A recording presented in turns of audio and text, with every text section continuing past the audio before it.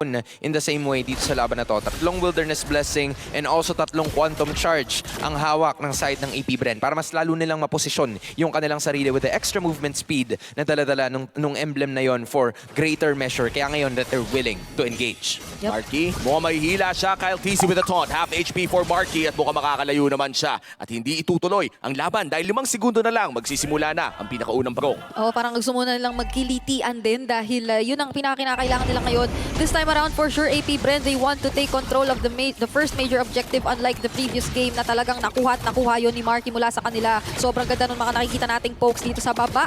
Wala pa namang ultimate si Nakaboy. Ngayon, nakuha na yung level 4. Pero AP Bren yata ang makakauna sa pagpwesto dito sa ating turtle. Luke, naghahanap ng angulo at mukhang papasukin na nga niya. Flap TC with the demonic force. Nandun siya sa mga bandang likod. Sisiguraduhin nila na wala nang lalapit pa mula sa kupunan ng Geek Fam. At for the first turtle of this game, mukhang ang AP Bren na nga ang tuluyang magse-secure nito. Hindi na nga ire-retry ni Kyle TZ. Ganoon nakalaki yung tiwalang na zone siya nung mga kampi niya dun. As in legit, nahahabulin na lang talaga yung iba sa mga members. But the first blood is gonna go into the hands of Luke. It's the same scenario na nangyari noong nakaraan. Pero hindi yata uuwi ang AP Bren nang wala silang bawi. Ikaw lamang niya with the retribution as well. Pakapasukin siya dito ni Ogwen. Pero mukhang pang zone out lamang ito. Yeah. Geek Fam, 4 ang nasa taas. Parang ito si Super Marco ang susunod na target. Pero Baloyski ginamit na nga yung heavy spin. Meron ding natitirang heavy spin.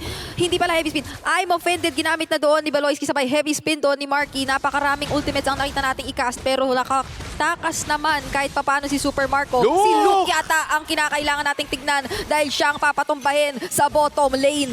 Demonic force is real talaga. Ang hirap tumakas sa isang Phobius kung hindi ka makadash. Sana naglakad ka na lang. Literal na nag-surfing sa buhangin yung Phobius sa pagkakataon na yon. And fortunately for him, Into the purple buff si Marky ang susunod na target na guluhin. Worldy ginamit at ang nakakuha ng ating purple buff si Kyle TZ yata at si Marky ay napilitang mag-heavy spin na muna pero nasundo lang si Kyle TZ doon sa kamuntikang delikadong sitwasyon. Wala na nga lang Netherrealm at si Luke nag-Raging Sandstorm na pero naiwasan naman ng AP Bren yung mga posible. Ang pangalawang pagong, Kyle TZ, hahawakan ang damage nito at wala atang magko-contest mula sa Oy. Geek Fam. Naiwasan ni Few doon yung I'm offended ni Baloyski. So alam na ngayon ng AP Bren kahit paano but Luke still doing his job.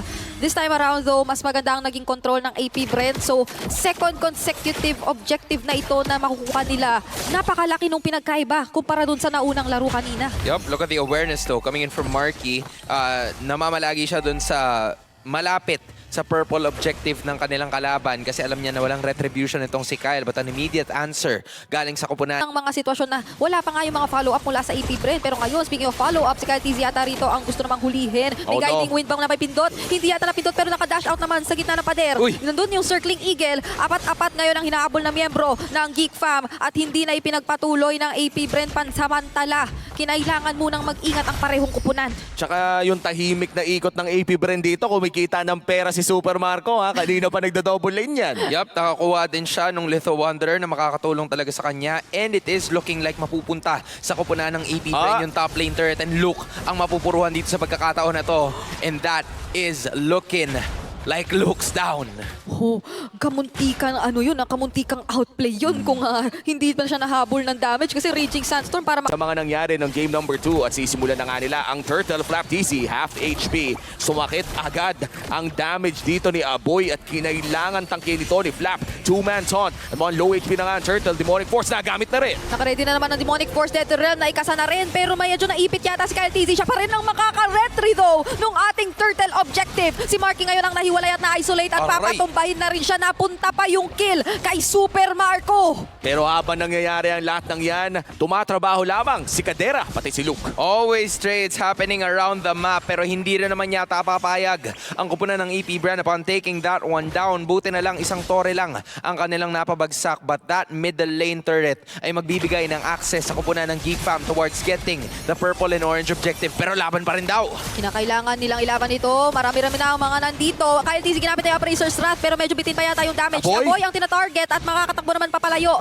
Few is here as well, pero wala munang magpapatuloy. Eto na ang sinasabi natin. Hindi na naman natin nakikita si Super Marco sa tuwing may nangyayari, pero meron siyang ginagawa dun sa bottom lane. Yan, nakakuha siya ng Torre. At dahil dyan, mukhang magpupush pa nga ang AP Bren in the mid lane. Marky might be in trouble, pero hindi na itutuloy ng AP Bren. At biglaan, kanina lang, sinabi ko, even ball game. Ngayon, may 2,000 na. Nag-DMI na siya pabalik sa kanilang side kasi parang hindi naman sila sure sa information. Pero nung nakita niya na nandun, tinuloy na niya yung push talaga. Ganoon kalaki o ganoon ka bilis yung mga macro na ginagawa niya. Pero si Aboy dito, Aboy. mapipilitang mag-black shoes. Wala Oh, na no! siyang magiging kawala. Naibit na siya sa 4 o 5 miyembro pa nga ng AP Bren. Taking out yung pinaka-poke damage ngayon ng Geek Fam.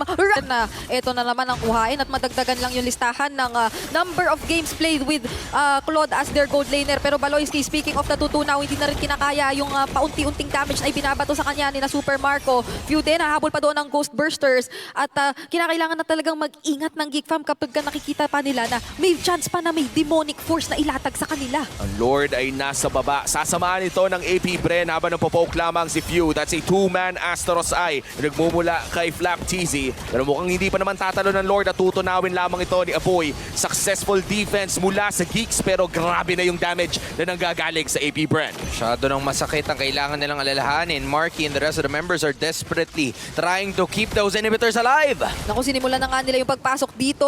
Ginamit na doon ni Luke yung kanyang second skill pero ang pakay lang. Then AP Bren mukhang sineset up na nila ang wave sa baba. Luke, nakita ni Super Marco!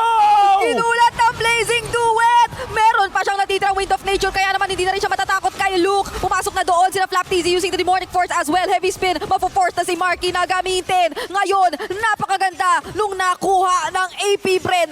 Meron, for sure, namataan na siya ng Geek Fam. Pero this time around, sabi mo nga, sabay-sabay na minion waves. At napopoke na lang sobra si Baloyski. Kinakailangan na lang umiwas muna at dumepensa. Quicksand Guard is no longer available. Half HP on that inhibitor turret. At mukhang si Marky ang unang bunot. Ang mid lane naman ata ay mapipigilan muna. Makakapag-def sila dahil Lord ang punteriya sa bandang ibaba. Roy. Baloyski might be in trouble. That's the Lord going down at Quicksand Uy. Guard ay nagamit na naman. Pero biglang napita si Flap TZ! Hindi nila inasahan na gano'n na rin yung damage na meron siya. Owen dito gusto sanang sunduin si Kyle TZ pero inuntog lang din kahit papaano. Merong Nether Realm na ginamit dito si Few. Pero si Luke, mahanap si Super Marco sa likod. Meron pang Wind of Nature pa na at si Baloyski rin ay nawala. Pow, pow, Si pow. Kadera, kinakailangan mo ring tignan dahil isa-isa na palang naubos ng AP Bren ang mga miyembro ng Geek Fam. At mukhang ang sagot sa katanungan kung kanino mapupunta ang match point ay sa AP Bren muna. And AP Bren with a spectacular